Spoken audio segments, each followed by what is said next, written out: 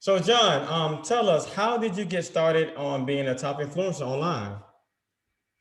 Yeah, so really what it boiled down to was I'm a small business owner, much like probably a lot of people, watching, listening to this podcast. I just wanted to promote my business and I really had no clue.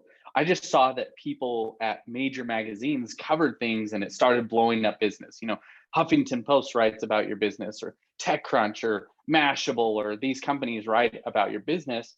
So, but they'll only write about your business every so often. But I was like, hey, like I could write about my business and help people out and write about things. And I started writing for a lot of different blogs out in the world. And I started just working my way up. So I'd write for 3 or 4 months at a pretty decent publication.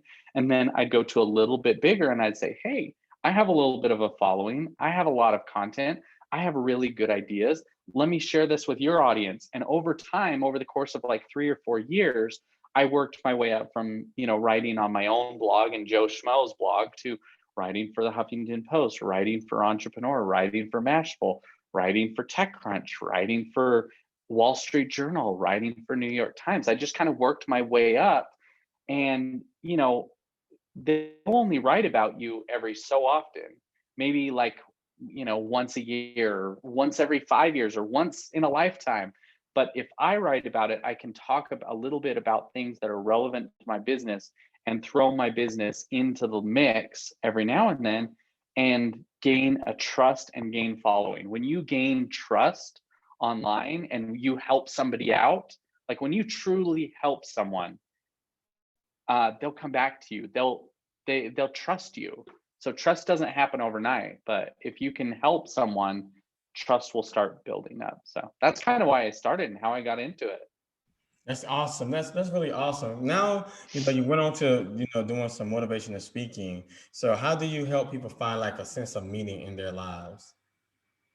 I mean, I think finding a sense of meaning is finding what your true purpose is, and like really knowing you and figuring out you and what's important to you. So, when you dig down into your life, like, hey, write down on a piece of paper your five best friends. Well, what they say, you're a mix of your five best friends. Like you take your five closest friends and you are an exact mix of all of them. Well, I think write down your five goals out of life, and those are, mixed together. Those are your sense of meaning. So let's figure out what those can, kind of mesh them all together. That gives you your sense of meaning and your sense of purpose. And then let's work towards getting those goals. That's awesome. So you know what, you have started up quite a few different businesses and helped them along the way, in the sense of being Yeah. unicorns around their revenue, just growing and growing over time. Um, how effectively could someone plan their startup business? Yeah. So, I mean, it's different for every single business. So that's like a very open-ended question. But um, I will say, how can you plan and grow things online? Um, you know, I like, I kind of have this philosophy in life where it's all about helping people. And I find it true online, offline, wherever you are with friends. I find that if you're helping people and truly helping other people, it will come back to you. So I've broken it down into numbers. So one in every 10 people that you help. Now, when I say help, it's truly helping somebody. So reaching out to somebody in need or finding something, putting it yourself out there that you're an expert at whatever it is. Most likely, whatever your business is, you're an expert at that. So if you're a barista, you're going to be an expert barista. If you are a plumber, you're going to be an expert plumber. If you're this, you can answer questions, do this, prepare things for people, help people out, right? Doesn't matter what you do, you're most likely some sort of an expert at doing whatever. I find that one in every 10 people that you truly help without wanting or like getting necessarily paid, or when you truly help somebody out, one in 10 that you help will help you back. One in every 100 that you truly help out will turn into a financial relationship, meaning there's money exchange in some way, shape, or form. And one in every 100 or sorry, 1 in every 1,000 people will turn into a very heavy financial relationship where you're paying them a lot. I say $1 million. It doesn't have to be $1 million. That's just a fictitious number, but 1 in every 1,000 people you help will turn into a very major financial thing. So 1 in 10 will help you back. 1 in every 100 turn into a financial relationship. 1 in every 1,000 will turn into a multi-million-dollar relationship, is what I say. But I think that's one of the ways of growing your business is to truly help other people. And I find those numbers very true. You help people, they're going to help you back. Now, it's not going to be everybody. 9 out of the 10 are not going to help you back. But if you truly help 3 people every single day, you're on your way to having a much greater financial success. That's really awesome, and you really broke down those numbers really perfectly. And then the thing about it is, like every small business, medium-sized business have a niche. Um, why is it so important to focus on the niche for different businesses? Why is that so important for businesses to actually gear towards and really just focus and hammer on those things? Yeah, people, I mean, this world I feel is specialists. And if you're a specialist at something, I find that myself hiring specialists and not hiring, you need generalists in companies, and sometimes you'll want to do this, but I feel people are willing to pay specialists a lot more money than a generalist because they need this specific thing done. You need a plumber that's really good at this, or you need a barista that makes, your coffee exactly this way, or you need an online marketer that is specific in Facebook ads. And people who are good at the entire general thing, I feel get general wages. And the more you specific and go into a very specific and verticalize yourself to become the best of the best, the more you can charge over time. That's really true. But what are the ways, whether it be by strategy or otherwise, to ensure that the success of a startup is can flourish, and in any environment, whether it be online or just being brick and mortar. Yeah, I mean, I think that's a really hard one as well. Good questions. Good questions. I like it. Um, in order to flourish, I think sometimes you have to be willing to come out of your comfort zone. In a startup, um, you have to be willing to do everything. You do have to become that generalist. You can't like focus, focus, focus. I would say plumber, if you're a plumber out there, I like that example because it's very specific. You can become the best at the best, but you also need to know finance. You also have to know marketing. You have to know how to sell yourself. I think one of the best and underrated things that people really don't pay as much attention to is sales. They focus on becoming the best of the best at this and the best of the best at this, but not focusing on becoming the best at this while being able to sell themselves and sell their product and sell who they are.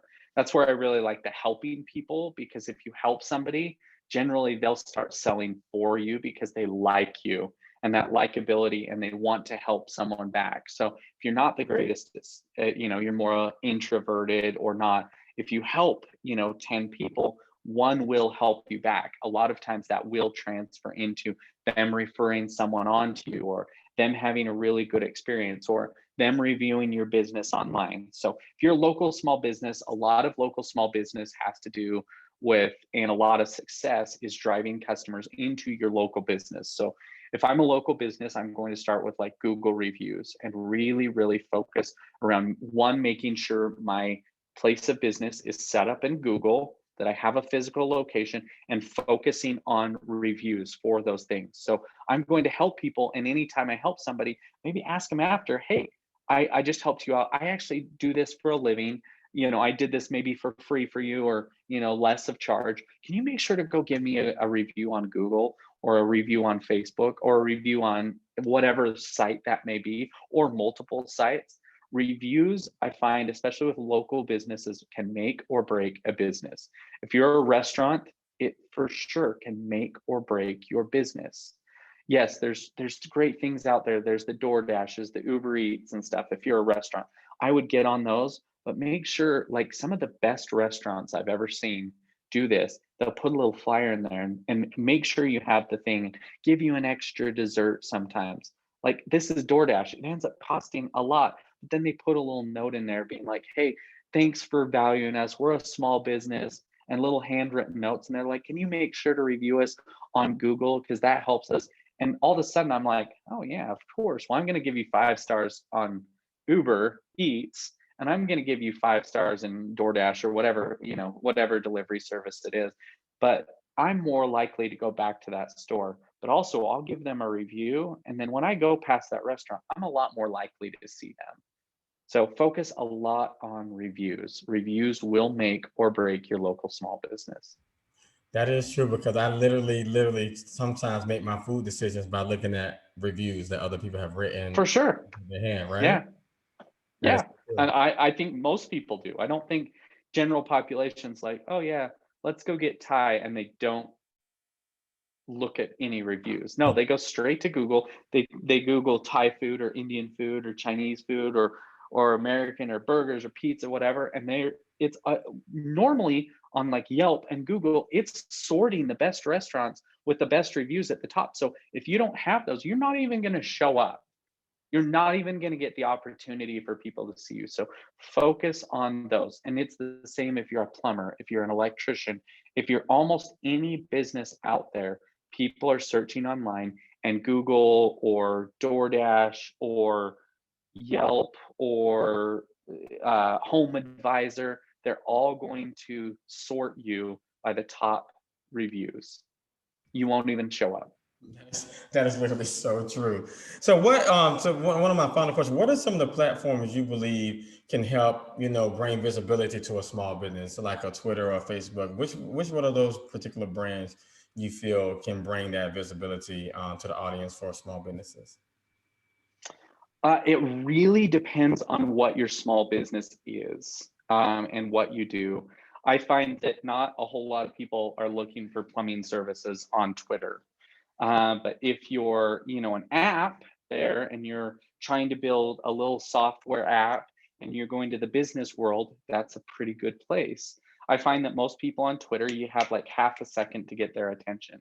Facebook is very similar. A lot of these social apps, they're designed to make money through ads. They're not designed to promote you. So if you're spending your time just promoting yourself, and promoting yourself without paying money, I think you're going to be a little disappointed in the results. Now, if you do have a little bit of budget, Facebook ads, or I haven't had good real luck with Twitter ads, or, you know, Pinterest, if you're more female generated, things seems to do pretty well.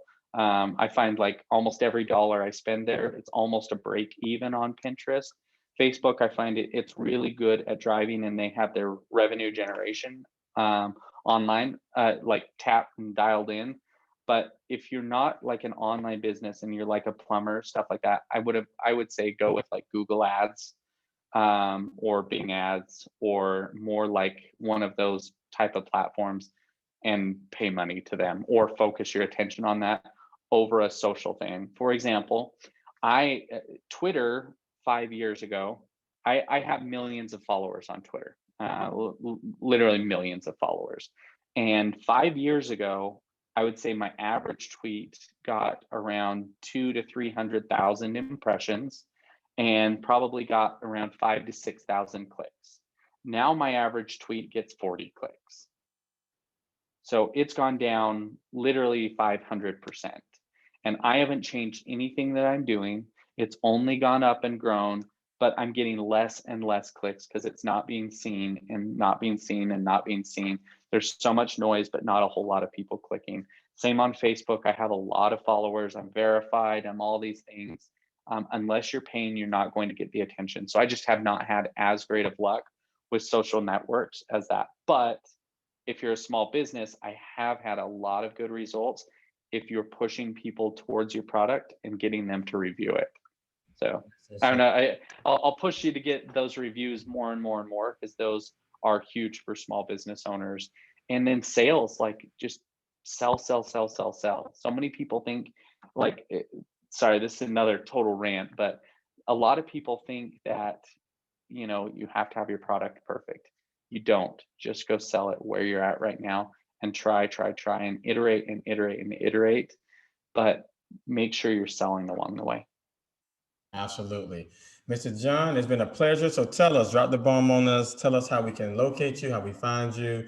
I had a opportunity to check you out earlier. And I love your page, and I love your Twitter.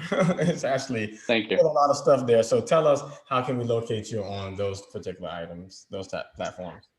Yeah, I can be found at johnrampton.com or at John Rampton on pretty much any social media. So at JOHNRAMPTON on any social network. I'd love to chat with you, love to communicate. If you have any questions, feel free to reach out. Mention this podcast when you reach out. That way I have some context behind it. But, happy to help you guys out. I love helping people. Again, that's one of the keys to my success is, helping people. If 1 in 10, 1 in 100, 1 in 1,000. The more people I help, if I help 3 people every day, I'm well on my way to making a lot more money, as Awesome. well as making the world a better A place. better place, right? That's what it's really all about. You can make some money and make the world a better place. It's a win-win. Boom. All right, watch this space. Next IBS.